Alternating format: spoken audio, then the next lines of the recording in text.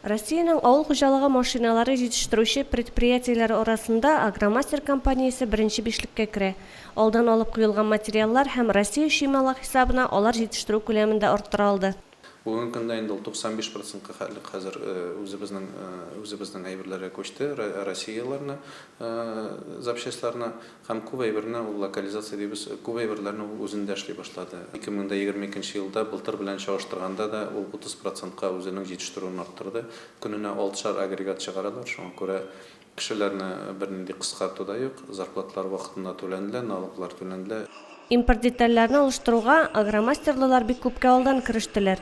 Компаниянең җитештерү куәте районыбыз кунагы авыл хуҗалыгы һәм азык-төлек министры урынбасары Рафаэль Фаттаховта да зур кызыксыну уятты. Мәсәлән, бу гидравлик цилиндр элек Латвиядән кайтартылган булса, сентябрь аеннан ул инде агромастерның үзендә җитештерелә. Көн сайын 20 цилиндр ясыйлар биредә. Ул чәчү агрегатлары җир эшкәртү техникасының алыштыргысыз детале. Биредә җитештерелүче подшипниклар корпусы Сербиянекеннән ныклырак та булып чыккан.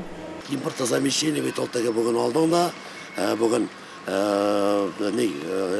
Кытай конфетин, урыс конфетин алыштырдың дигән сүз түгел. Без моның белән бүген кичә бүген генә заниматься итмибез. Без моның белән инде әйтеп торам, бер 10 ел инде көн сайын планомерно заниматься итәбез.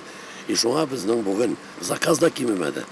Шуңа безнең бүген бәя да бар, безнең потребитель да бар. Тиздән агромастерның Испания детальләрен алыштырырлык эш үзелләре җитештерүче цехы ачылачак. Моның өчен алар 45 миллион сумлык станоклар сатып алганнар. Бу 30дан артык кешенең яңа эш урыны булачак дигән сүз. Римма Авзалова, Гүлназ Җәлилова, Динар Минхажев, Муслим телевидениесе.